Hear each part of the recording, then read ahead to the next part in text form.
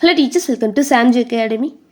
Special TET 2026க்கு யூஸ்ஃபுல்லாக வகையில் தொடர்ந்து நம்ம சேனலில் வீடியோஸ் போட்டுட்ருக்கோம். இது வரைக்கும் 1 to 5th standard Tamil and இங்கிலீஷ்க்கு வந்து நம்ம ஃபுல் அண்ட் ஃபுல் கம்ப்ளீட் பண்ணியிருப்போம். அண்ட் இவிஎஸ்க்கு சயின்ஸ் பார்ட் வந்து கம்ப்ளீட் பண்ணியிருக்கோம். ஸோ இப்போ நம்ம 1 to 5th இவிஎஸில் சோஷியல் வந்து பார்த்துட்ருக்குறோம். லாஸ்ட் வீடியோவில் 3ஆம் வகுப்புலேருந்து கேள்விகள் பார்த்துருப்போம். ஸோ இப்போ நம்ம 4ஆம் வகுப்புக்கு டேர்ம் வைஸ் வந்து பார்க்க போகிறோம். இந்த பர்டிகுலர் வீடியோவில் 4ஆம் வகுப்பு டேர்ம் 1லேருந்து 90 கேள்விகள் பார்த்துடலாம். அண்ட் எல்லாருமே லாஸ்ட் டைம் ரிவிஷனில் இருப்பீங்க. அவுட் ஆஃப் 90க்கு உங்களால் எவ்வளோ எடுக்க முடியும்னு சொல்லிட்டு செக் பண்ணி பார்த்துக்கோங்க. ஓகேவா?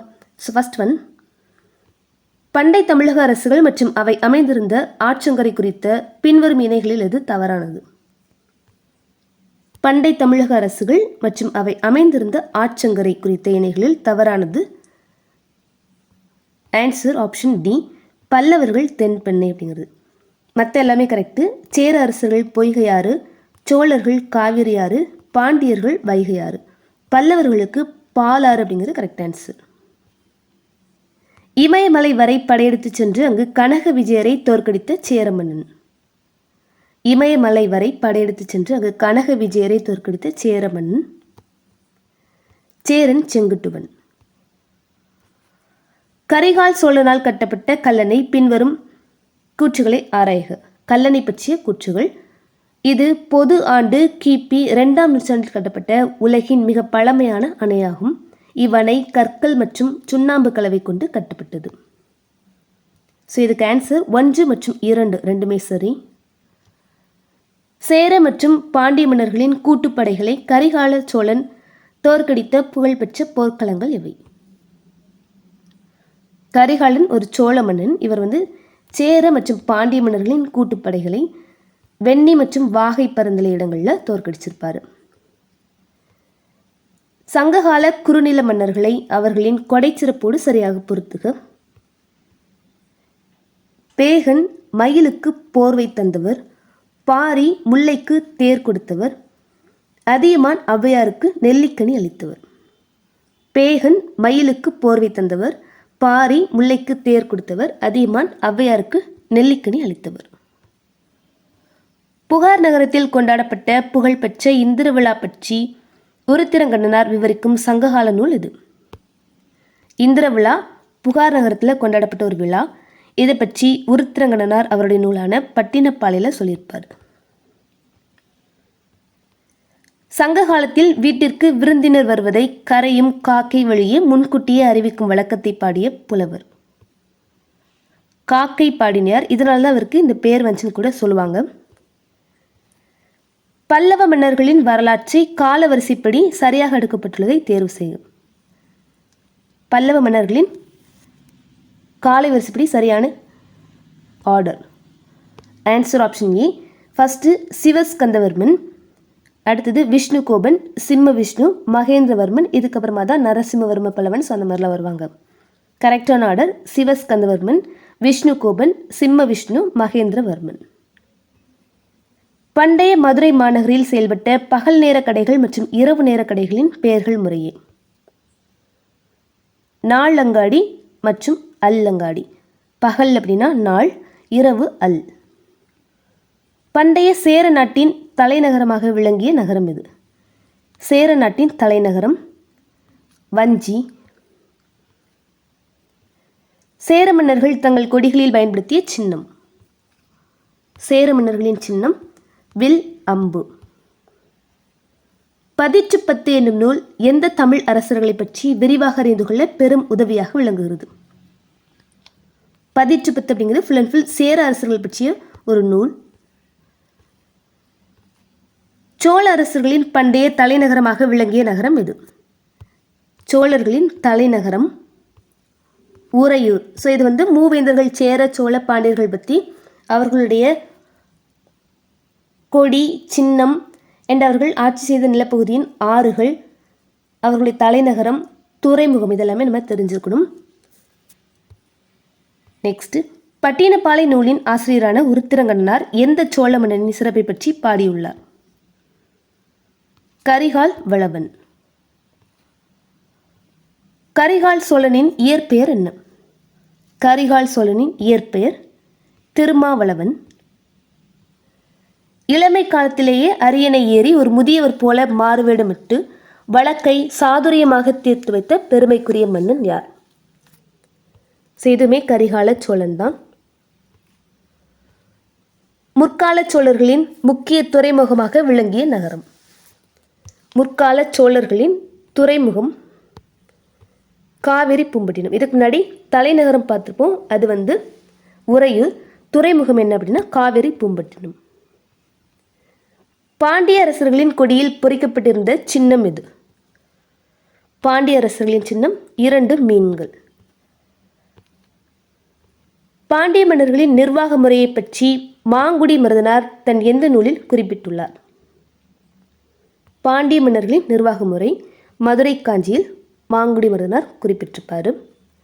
முற்கால பல்லவ மரபை நிறுவிய பெருமைக்குரிய மன்னன் யார்? முற்கால பல்லவ மரபு. இதுக்கு ஆன்சர் சிவஸ்கந்தவர்ம பல்லவன். பல்லவர்களின் ஆட்சி காலத்தில் அவர்களின் வட தமிழக பகுதி எவ்வாறு அழைக்கப்பட்டது? பல்லவர்களின் வட தமிழக பகுதி தொண்டை மண்டலம்.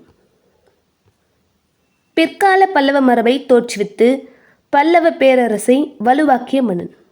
இதுக்கு முன்னாடி முற்கால பல்லவ மரபு சிவஸ்கந்தவர்மன் பார்த்துப்போம். இப்போ பிற்கால பல்லவ மரபு ஆன்சர் சிம்ம விஷ்ணு. பல்லவர்களின் கொடியில் இடம்பெற்றிருந்த சின்னம் எது? பல்லவர்களின் கொடியில் நந்தி, வில்லம்பு அப்படிங்கிறது சேரர்கள், புலி சோழர்கள், 2 மீன்கள் பாண்டியர்கள், பல்லவர்கள் நந்தி. மாமல்லபுரத்தில் உள்ள பஞ்சபாண்டவர் ரதம் மற்றும் வராக குடைவரை கோயில் யாருடைய கலை சாதனைக்கு எடுத்துக்காட்டுகள் ஆகும்? மாமல்லபுரம் அல்லது மகாபலிபுரம் பல்லவர்களுடைய கலைகளுக்கு சான்று. மாமல்லன் என்ற பட்டப்பெயரை பெற்றிருந்த பல்லவ மன்னன் யார்? மாமல்லன் என்ற பட்டப்பெயரை பெற்றிருந்த பல்லவ மன்னன் முதலாம் நரசிம்மவர்மன். இவர் முதலாம் மகேந்திரவர்மனின் மகன். சங்க காலத்தில் அரசர் என்ற பொது பெயரை தவிர சிறப்பு பெயர்களாக பயன்படுத்தப்பட்ட சொற்களில் தவறானது. அரசர் அப்படிங்கிற பேருக்கு சில சிறப்பு பெயர்கள் பயன்படுத்திப்பாங்க, அதில் தவறானது எதுன்னு கேட்குறாங்க. ஆன்சர் கிழார். மற்ற எல்லாமே அரசரை குறிக்கும் சொற்கள் தான். கோ, கோன், வேந்தன், கொற்றவன், இறைவன் இதெல்லாமே அரசரை குறிக்கும் வேறு பெயர்கள். கிழார் அப்படிங்கிறது வராது. முதல் நாள் போர்க்களத்தில் தன் தந்தையையும் 2ஆம் நாள் போரில் தன் கணவனையும் இழந்த நிலையிலும் தன் மகனை ஆர்வத்தோடு போர்க்களத்திற்கு அனுப்பிய தாயின் வீரத்தை பற்றி பாடும் நூல் எது? புறநானூறு. சங்ககால பெண்கள் புலியையே தன் கைமுறத்தால் அடித்து விரட்டிய செய்தியை குறிப்பிடும் சங்க இலக்கிய நூல். இதுவும் புறநானூறு தான். சங்க காலத்தில் கொண்டாடப்பட்ட முக்கிய திருவிழாக்களில் அல்லாதது. ஓணம் திருவிழா வராது. கார்த்திகை, திருவாதிரை, அறுவடை திருவிழாலாம் சங்க காலத்தில் தமிழகத்தில் கொண்டாடப்பட்ட திருவிழாக்கள். தஞ்சையின் அரிசி வளத்திற்கு புகழ்பெற்றவர்களாக விளங்கிய பண்டைய தமிழ் மன்னர்கள். தஞ்சை எப்படினாலே சோழர்கள் தான். தற்போதைய ஈரோடு, கரூர், திருப்பூர், கோயம்புத்தூர் மற்றும் நீலகிரி ஆகிய மாவட்டங்கள் பண்டைய காலத்தில் எந்த நாட்டின் பகுதியாக இருந்தன? ஈரோடு, கரூர், திருப்பூர் இதெல்லாமே சேர நாட்டின் பகுதிகள். இமயமலை வரை படையெடுத்து சென்று அங்கு வில் அம்பு பொறித்த தன் கொடியினை பறக்கவிட்டதால் இமயவரம்பன் என்று அழைக்கப்பட்டவர். இமயவரம்பன் நெடுஞ்சேரலாதன். நெக்ஸ்ட், சோழ நாடு சோறுடைத்து என்று சோழ நாட்டின் அரிசி வளத்தின் சிறப்பை குறிப்பிட்டுள்ள நூல். சோழ நாடு சோறுடைத்து குறிப்பிட்டுள்ள நூல் பட்டினப்பாலை. தற்போதைய திருச்சி, தஞ்சாவூர், புதுக்கோட்டை, நாகப்பட்டினம், திருவாரூர் உள்ளிட்ட மாவட்டங்கள் உள்ளடக்கி விளங்கிய பண்டைய அரசு. தஞ்சாவூர் வச்சே சொல்லிடலாம், சோழ அரசு. சிறை அறையில் எதிரிகளால் வைக்கப்பட்ட தீயினால் காலில் ஏற்பட்ட புண்ணின் காரணமாக கரிகாலன் என்று பெயர் பெற்றதாக கூறப்படும் மன்னன் கரிகால் பெருவளத்தான். தற்போதைய தேனி, திண்டுக்கல், விருதுநகர், திருநெல்வேலி, தூத்துக்குடி மற்றும் சிவகங்கை ஆகிய மாவட்டங்கள் பண்டைய நாளில் எந்த அரசின் கீழ் இருந்தன? பாண்டிய அரசு. பல்லவ பேரரசின் முக்கிய துறைமுகமாக விளங்கிய பகுதி. பல்லவ பேரரசின் முக்கிய துறைமுக நகரம் மகாபலிபுரம். பேகன், பாரி ஆகியோருடன் கடையலுவலர்களாக கருதப்படும் நெடுமுடிக்காரி, ஆயண்டிரன், நல்லி, வல்வில்ஓரி ஆகியோர் எவ்வாறு அழைக்கப்பட்டனர்? ஸோ இந்த கடையலுவலர்கள் எல்லாமே குறுநில மன்னர்கள்னு சொல்லிட்டு அழைக்கப்பட்டிருப்பாங்க. சங்க காலத்தில் அரசு உரிமை என்பது மரபுரிமையாக பின்பற்ற நிலையில் பொதுவாக யார் பதவிக்கு வருவது இயல்பான ஒன்றாக இருந்தது. அரசு உரிமை அப்படிங்கிறது மரபுரிமை. ஸோ அரசின் மூத்த மகன் நெக்ஸ்ட் பதவிக்கு வருவது இயல்பாக இருந்தது. விருந்தோம்பல் என்பது பண்டைய தமிழர்களின் முக்கிய கடமையாக இருந்தது என்று குறிப்பிடும் சங்க இலக்கிய நூல். ஆன்சர் புறநானூறு. புவியானது உயிரினங்கள் வாழ்வதற்கு தகுந்த உயிர்வெளி மற்றும் வெப்பநிலையை கொண்டுள்ளதால் எவ்வாறு அழைக்கப்படுகிறது? உயிர்கோளம். சங்க காலத்தில் தமிழ்நாட்டின் நிலப்பகுதிகள் ஐவகையாக பிரிக்கப்பட்டிருந்தாலும் அவற்றில் எவை மட்டுமே நிலையான நிலங்களாக கருதப்பட்டன? ஃபர்ஸ்ட் நாளும் குறிஞ்சி, முல்லை, மருதம், நெய்தல். பாலை வராது. நிலையான நிலங்கள் ஐவகையில் ஃபர்ஸ்ட் 4 மட்டும். குறிஞ்சி நிலத்தில் வாழ்ந்த மக்களுள் வீரதீர கலையில் வல்லவர் என்று அழைக்கப்பட்டவர்கள். குறிஞ்சி நிலத்தில் வாழ்ந்த மக்களுள் வீரதீர கலையில் வல்லவர் என்று அழைக்கப்பட்டவர்கள் சிலம்பன். கூற்று: குறிஞ்சி மலர் 12 ஆண்டுகளுக்கு ஒருமுறை மட்டுமே பூக்கும் ஒரு அதிசய மலராகும். காரணம், இம்மலர் கிழக்கு தொடர்ச்சி மலைப்பகுதிகளில் ஜூலை முதல் செப்டம்பர் வரையிலான மாதங்களில் நன்கு வளர்கிறது. கூற்று சரி, காரணம் தவறு. இது கிழக்கு தொடர்ச்சி மலைப்பகுதி கிடையாது, மேற்கு தொடர்ச்சி மலைப்பகுதி. அண்ட் இது காரணம் கூட சொல்ல முடியாது, இது இன்னொரு கூற்று வேணால் சொல்லலாம். ஸோ கூற்று சரி, காரணம் தவறு. Answer option B. முல்லை நிலம் செம்மண்ணை கொண்டிருப்பதால் அதற்கு வழங்கப்படும் மற்றொரு பெயர். முல்லை நிலம் செம்புலம். தமிழ்நாட்டின் காடுகளையும் அவை அமைந்துள்ள மாவட்டங்களையும் சரியாக பொருத்துக. சதுப்பு நிலக்காடுகள் கடலூர் மாவட்டம், மலைக்காடுகள் நீலகிரி மாவட்டம், காப்பு காடுகள் கன்னியாகுமரி மாவட்டம், வெப்பமண்டல மலைக்காடுகள் கோயம்புத்தூர் மற்றும் நீலகிரி. சதுப்பு நிலக்காடுகள் கடலூர், மலைக்காடுகள் நீலகிரி, காப்பு காடுகள் கன்னியாகுமரி, வெப்பமண்டல மலைக்காடுகள் கோயம்புத்தூர் மற்றும் நீலகிரி. தீக்குச்சிகள் தயாரிப்பதற்கு பயன்படும் மர வகைகள் எவை? தீக்குச்சிகள் தயாரிக்க பயன்படும் மர வகைகள். ஆன்சர் அயனி, முள் இலவு.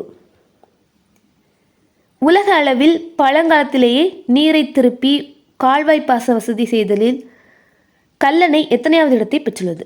உலக அளவில். ஆன்சர் 4ஆம் இடம். நெய்தல் நில மக்களின் தொழில்களையும் அவர்களை பற்றிய குறிப்புகளையும் சரியாக பொறுத்துக. ஸோ இதில் ஐவகை நிலங்கள் இருக்கு இல்லையா? ஸோ அதில் மக்கள் கொடுத்துருப்பாங்க. இப்போ நெய்தல் எடுத்துக்கிட்டோம் அப்படின்னா இந்த மாதிரி மக்களுடைய பெயர்கள் கொடுத்துருப்பாங்க. அதுலேயும் குறிப்பாக இந்தந்த தொழில் செய்கிறவங்க இந்த மக்கள் அந்த மாதிரியுமே மென்ஷன் பண்ணியிருப்பாங்க 5 வகைக்குமே. ஸோ அது நம்ம தெரிஞ்சிருக்கணும். இப்போ நெய்தல் நிலத்தை பற்றி பார்க்க போகிறோம். ஸோ இதுக்கு ஆன்சர் ஆப்ஷன் ஏ தான். சேர்ப்பன் அப்படின்னா கடல் உணவு வணிகர். சேர்ப்பன் அப்படிங்கிறது கடல் உணவு வணிகர். புலம்பன் தென்னை தொழில் செய்பவர். பரதவர் அப்படின்னா கடற்போர் வீரர் மற்றும் வணிகரை குறிக்குது. அளவர் அப்படிங்கிறது உப்பள தொழில் செய்பவர். சேர்ப்பன் கடல் உணவு வணிகர், புலம்பன் தென்னை தொழில் செய்பவர், பரதவர் கடற்போர் வீரர் மற்றும் வணிகர், அளவர் உப்பள தொழில் செய்பவர். மெரினா கடற்கரை பற்றிய பின்வரும் கூற்றுகளில் எவை சரியானவை? ஸோ இதுக்கு ஆன்சர் 1 மற்றும் 2 மட்டும். இது உலகின் மிக நீளமான 2வது கடற்கரை ஆகும். கரெக்டு. இது வங்காள விரிகுடாவை ஒட்டி வடக்கே புனித ஜார்ஜ் கோட்டை முதல் தெற்கே பட்டினப்பாக்கம் வரை அமைந்துள்ளது. இதுவும் கரெக்டு. இதோடைய மொத்த நீளம் தப்பாக கொடுத்துருக்காங்க. ஸோ இப்போ சரியானது எதுன்னு தெரிஞ்சால் கமெண்ட்டில் சொல்லுங்கள். மெரினா கடற்கரை பற்றிய சரியான கூற்றுகள் 1 மற்றும் 2 மட்டும் சரி. ஆணிரை கவர்தல் எந்த நிலத்துக்குரிய முதன்மை தொழிலாக குறிப்பிடப்பட்டுள்ளது? ஆ நிறை கவர்த்தல், பாலை நிலம். மருத நிலத்திற்குரிய தெய்வம் மற்றும் இசைக்கருவி முறையே. மருத நிலத்திற்குரிய தெய்வம் மற்றும் இசைக்கருவி இந்திரன் மருதயாழ். திருமால் அப்படிங்கிறது முல்லை நிலத்துக்கு வரும். வருணன் நெய்தல் நிலம். யாழ்மே நெய்தல் நிலத்துக்கு விளரி யாழ் தான். முருகன் குறிஞ்சிக்கு வருவார். குறிஞ்சி நிலப்பகுதியில் வாழ்ந்த மக்களில் வேட்டையாடுதல், தேன் மற்றும் கிழங்கு சேகரித்தல் ஆகிய தொழில்களை செய்தவர்கள் யார்? ஸோ இது எல்லாமே குறிஞ்சி நில மக்கள் தான். அதில் பர்டிகுலராக இந்த தொழிலை செய்தவர்கள் எவ்வாறு அழைக்கப்படுகிறார்கள்? ஆன்சர் குறவர், குறத்தியர். முல்லை நிலத்துக்குரிய பெரும் கடவுளாக கருதப்படுபவர். முல்லை நில கடவுள் திருமால். முல்லை நிலத்தில் வாழ்ந்த மக்களில் கால்நடை மேய்த்தல் மற்றும் திணைப்பேர் வளர்த்தல் ஆகிய தொழில்களை செய்தவர்கள். முல்லை நிலத்தில் கால்நடை மேய்த்தல் மற்றும் திணைப்பேர் வளர்த்தல். ஆன்சர் ஆப்ஷன் ஏ, இடையர், இடைச்சியர், ஆயர், ஆய்ச்சியர். ஸோ இதில் மற்ற எல்லாமே குறவர் குத்தி குறிஞ்சிக்கு வரும். உழவர் உளுத்தியர் மருதத்துக்கு வரும். பரதவர் மீனர் நெய்தலுக்கு வருவாங்க. முல்லை நில மக்களின் தொழில்களை பொறுத்து அவர்கள் எவ்வாறு அழைக்கப்பட்டனர் என்பதை சரியாக பொறுத்துக. இடையர் அப்படிங்கிறது பால் விற்பவர். ஆயர் அப்படின்னா கால்நடை மேய்ப்பவர். தாள்கள் தயாரிப்பதற்கு காடுகளில் இருந்து பயன்படும் மரங்கள் எவை? இதுக்கு முன்னாடி தீக்குச்சி பார்த்துருப்போம். இப்போ தாள்கள் தயாரிக்கிறதுக்கு மூங்கில், தைல மரம், குடைவேல் மரம். தமிழ்நாட்டில் கடலூர் மாவட்டம் சிதம்பரத்திற்கு அருகில் அமைந்துள்ள புகழ்பெற்ற அலையாத்தி காடுகள், சதுப்பு நில காடுகள் எது? பிச்சாவரம். பிச்சாவரம் சதுப்பு நில காடுகள் இந்திய அளவில் எத்தனையாவது மிகப்பெரிய சதுப்பு நில காடுகளாக குறிப்பிடப்பட்டுள்ளன? பிச்சாவரம் சதுப்பு நில காடுகள் இந்திய அளவில் எத்தனையாவது பெரிய சதுப்பு நிலம்? 2வது. வயலும் வயல் சார்ந்த இடமும் சங்க இலக்கியங்களில் எவ்வாறு அழைக்கப்படுகின்றன? வயலும் வயல் சார்ந்த இடமும் மருதம். மருத நிலப்பகுதியில் வாழ்ந்த மக்களில் உழவு தொழில் செய்வர்கள் எவ்வாறு அழைக்கப்பட்டனர்? மருதத்தில் உழவு தொழில் செய்தவர்கள் உழவர், உலத்தியர் தான். மருத நிலத்திற்குரிய மலர்களாக பட்டியலிடப்பட்டுள்ளவை எவை? மருத நிலம் மலர்கள். ஃபர்ஸ்ட் ஒன் காஞ்சி, மருதம், தாமரை, குவளை. நெக்ஸ்ட், மருத நிலத்து மக்களின் தொழில்களை பொறுத்துக. ஊரன் அப்படின்னா சிறு நிலக்கிழார்.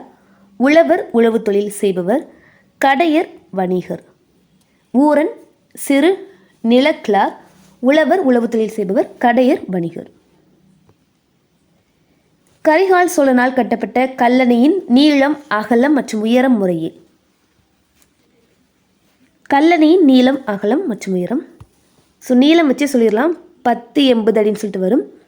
அகலம் 66, உயரம் 18 அடி. புவியின் பெரும் நிலப்பரப்பில் பரவியிருக்கும் உப்பு நீர் தொகுதி கடல் எனப்படும். கடலும் கடல் சார்ந்த பகுதியும் எவ்வாறு அழைக்கப்படுகிறது? நெய்தல். நெய்தல் நிலத்திற்குரிய கடவுள் யார்? நெய்தல் கடவுள் வருணன். நெய்தல் நிலத்திற்குரிய மரம் மற்றும் மலர் எவை? நெய்தல் நில மரம் புன்னை மரம், மலர் செங்காந்தல் மலர். நெய்தல் நிலத்திற்குரிய விலங்கு மற்றும் பறவை முறையே. மீன், கடற்காகம். நெய்தல் நிலத்தின் மண் வகை எத்தையது? நெய்தல் நிலம் கடல் சார்ந்த பகுதி இல்லையா, ஸோ ஊவர் மண். குறைவான மழை அல்லது மழையே காணாத நிலப்பகுதி வறண்ட நிலம் எனப்படும். குறிஞ்சியும் முல்லையும் வறண்டு விடும் போது எவ்வாறு மாறுகிறது? ஸோ அதுதான் பாலையா மாறுது. ஓகேவா? ஸோ பார்த்தப்படி ஐவகை நிலங்களில் முதன்மையான நிலையான நிலங்கள் 4 தான். குறிஞ்சி, முல்லை, மருதம், நெய்தல். அதில் அந்த குறிஞ்சி முல்லையும் வறண்டு போயிடுச்சு அப்படின்னா அதைத்தான் பாலை நிலம்னு சொல்கிறாங்க. பாலை நிலத்திற்குரிய பெண் கடவுள் கொற்றவை. பாலை நிலத்தில் வாழ்ந்த மக்கள் எவ்வாறு அழைக்கப்பட்டனர்? எயினர், எய்ச்சியர். பாலை நிலப்பகுதியில் வாழ்ந்த மக்களில் மாபெரும் போர் வீரர் மற்றும் வேட்டையாடுபவர்கள் எவ்வாறு அழைக்கப்பட்டனர்? மறவர்.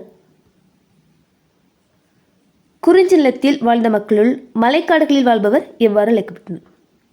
குறிஞ்சி நிலத்தில் மலைக்காடுகளில் வாழ்பவர் காணவர். நெய்தல் நில மக்களின் தொழில்களை அடிப்படையாக கொண்ட பிரிவுகளில் தென்னை தொழில் செய்பவர். நெய்தலில் தென்னை தொழில் செய்பவர் வந்து புலம்பன் சொல்லிட்டு அழைக்கப்படுறாங்க. ஸோ இதுலேயே வந்து மீன் தொழில் செய்பவர் நுழையர் சொல்லிட்டு அழைக்கப்படுறாங்க. உலகின் மிக நீளமான முதலாம் கடற்கரை எது? உலகின் மிக நீளமான முதலாம் கடற்கரை மியாமி கடற்கரை. குறிஞ்சி நில மக்களின் தொழில்களை அடிப்படையாக கொண்ட பிரிவுகளில் இனத்தலைவன் மற்றும் ஆயுதம் ஏந்தியவர் என்று குறிப்பிடப்படுபவர். குறிஞ்சி நிலத்தில் இனத்தலைவன் மற்றும் ஆயுதம் ஏந்தியவர் என்று குறிப்பிடப்படுபவர் வெப்பன். ஸோ ஆயுதம்னா வெப்பன்னு சொல்லணும்னா இங்கிலீஷில். ஸோ அந்த மாதிரி வெப்பன் அப்படின்னு ஞாபகம் வச்சுக்கோங்க. தமிழ்நாட்டின் காடுகள் பட்டியலில் உள்ள கன்னியாகுமரி மாவட்டத்தில் அமைந்துள்ள காடுகள் எத்தகைய காடுகள்? கன்னியாகுமரி மாவட்டத்தில் உள்ள காடுகள் காப்பு காடுகள். மருதநில மக்களின் தொழில்களை அடிப்படையாக கொண்ட பிரிவுகளில் சிறு நிலக்கிழார் ஊரன். மருதநில மக்களின் தொழில்களை அடிப்படையாக கொண்ட பிரிவுகளில் வணிகர் கடையர்னு சொல்லிட்டு அழைக்கப்படுறாங்க. பின்வரும் கூற்றுகளை ஆராய்க. உள்ளாட்சி அமைப்பின் தந்தை என்று ரிப்பன் பிரபு அழைக்கப்படுகிறார். கரெக்டு. நகராட்சியின் தலைவர் நகராட்சியின் தந்தை என்று அழைக்கப்படுகிறார். இதுவும் கரெக்டு. மாநகராட்சியின் தலைவர் மேயர் என்று அழைக்கப்படுகிறார். இதுவும் கரெக்டு. ஸோ மூன்றுமே சரி. அனைத்தும். பேரூராட்சி தொடர்பான பின்வரும் கூற்றுகளில் தவறானது எது? பேரூராட்சி என்பது 5000க்கும் மேற்பட்ட மக்கள் தொகையை கொண்டதாகும். கரெக்டு தான். இதன் தலைவர் மற்றும் வார்டு உறுப்பினர்கள் மக்களால் நேரடியாக தேர்ந்தெடுக்கப்படுகின்றனர். இதுவும் கரெக்டு. இவர்களின் பதவிக்காலம் 5 ஆண்டுகள். கரெக்டு. பேரூராட்சி நிர்வாக அதிகாரி ஆணையராக செல்வது தப்பு. மாநகராட்சிக்கு தான் வந்து ஆணையர். ஓகேவா? நெக்ஸ்ட் பொறுத்துக.